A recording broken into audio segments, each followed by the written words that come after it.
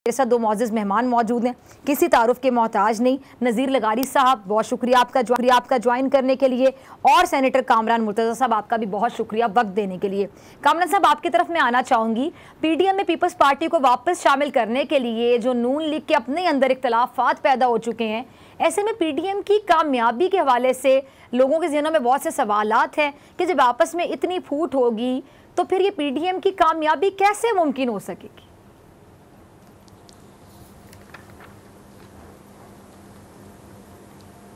कि peoples party कोई अगर कुछ आज उनके लिए कुछ आसानियां हैं तो उसमें पीडीएम की बरकत भी शायद शामिल होगी। और अगर फ़र्ज़ कर लीजिए कि उसमें पीडीएम को अगर छोड़ना चाहे भी तो उन्होंने अभी तक ऐसा कोई ऐलान नहीं किया। ये एनपी तो छोड़ चुकी है, उन्होंने तो वाज़ेह ऐलान किया है कि हम छोड़ चुके हैं, मगर पीपल्स पार्टी की तरफ से ऐसा कोई ऐलान नहीं हुआ। तो जब ऐलान नहीं हुआ तो मेरा ख़्याल है कि वो आज भी पार्टी का हिस्सा हैं। सिर्फ कुछ वजाहतें जो है ना वो दरकार यकीनन है।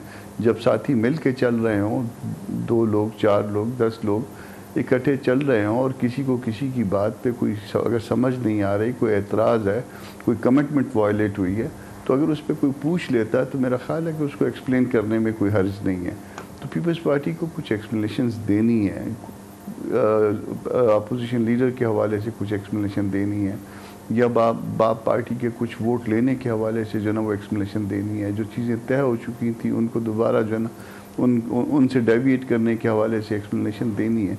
वो एक्सप्लेनेशन दें, हमारे साथी हैं, हमारे भाई हैं, वो आए अगर इस जदोजहद में वो शरीक होंगे। और वैसे भी उनका एक बड़ा एजाज़ रहा है, उनकी जमहूरी जदोजहद का एक बड़ा एजाज़ है उनके पास, तो वो अगर इस जदोजहद में शरीक होंगे तो मेरा ख्याल अच्छी बात होगी।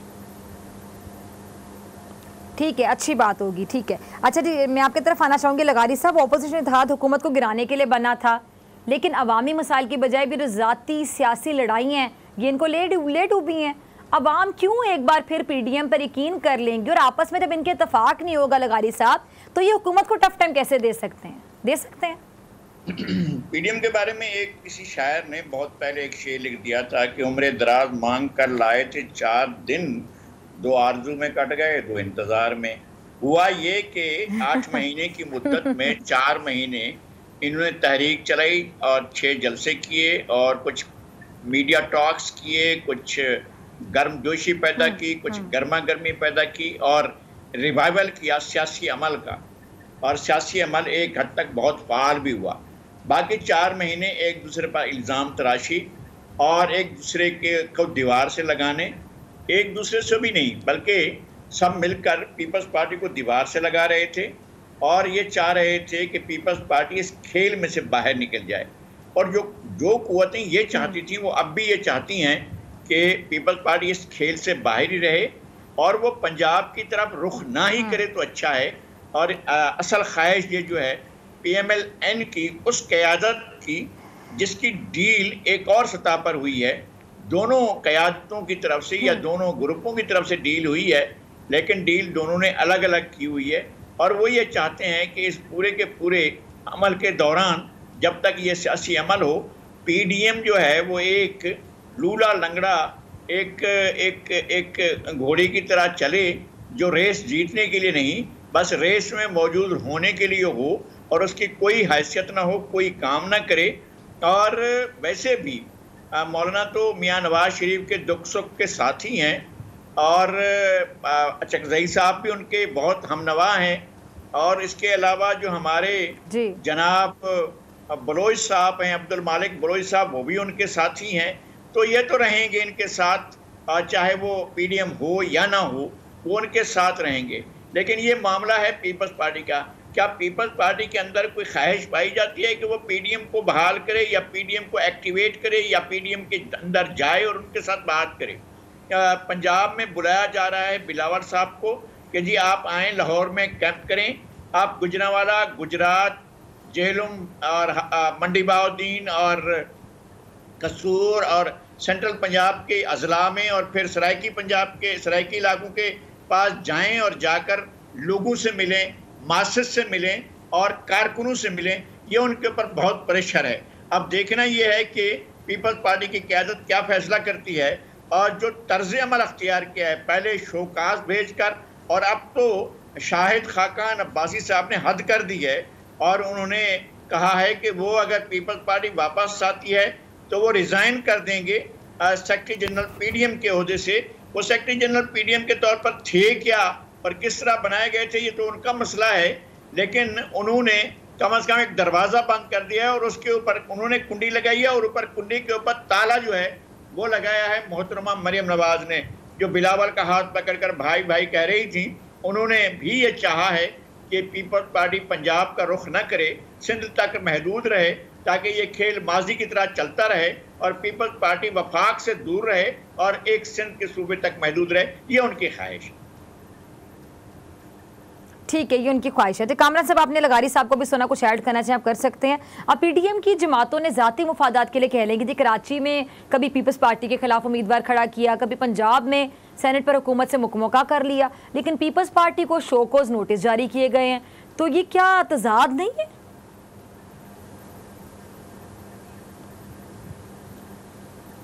नहीं, उसमें ऐसा है कि पीपल्स पार्टी के ख़िलाफ़ जो है ना उम्मीदवार खड़ा करने की बात नहीं है।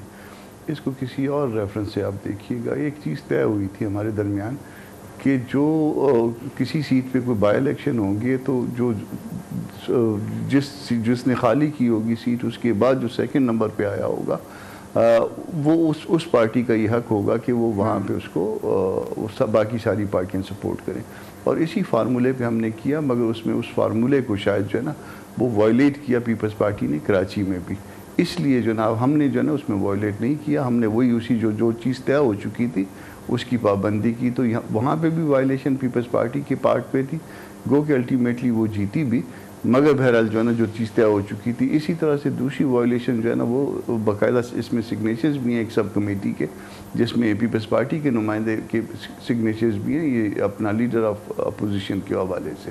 तो लीडर ऑफ अपोजिशन में भी उनके पार्ट पे हुई है ऐसी बात, तो हो भी जाती है। ये नहीं कि कोई मतलब हम सारे ख़ताओं के पुतले हैं, गलतियाँ करते हैं हम लोग, मुमकिन गलती हो भी जाती है, मगर उसके बाद उस गलती का मदावा भी तो मुमकिन होता है ना। गलती के लिए कह देते हैं कि गलत हुआ, गलती के लिए कह देते हैं कि चले हम सरेंडर कर गए। दूसरी पार्टी शायद वो उसमें इज़्ज़त भी रख लेती है कि नहीं चलें आपका बंदा सीनियर है, आप वो कंटिन्यू कर लें, मगर एक तरीक़ाकार होता है मामलात को चलाने का, एक सियासी अमल होता है। तो उस सियासी अमल में अगर दिल चाह रहा हो ना तो फिर वो सियासी अमल आदमी करता है। पीपल्स पार्टी से ज़्यादा सियासी अमल किसको पता होगा।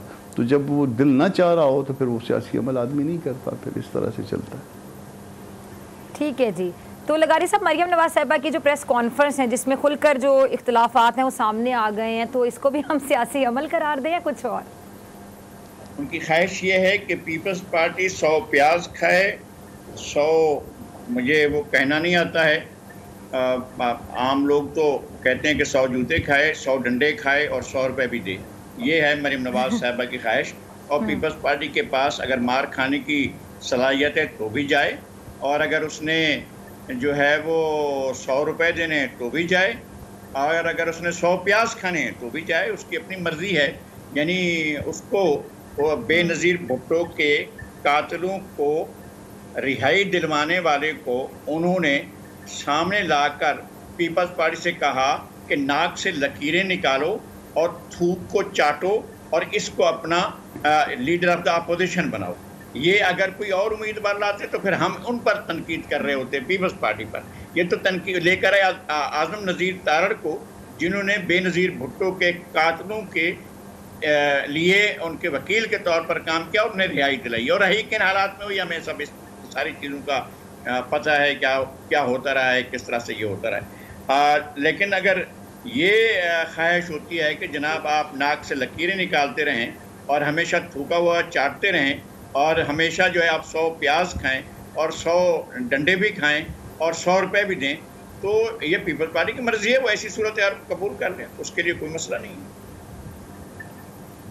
ठीक है जी।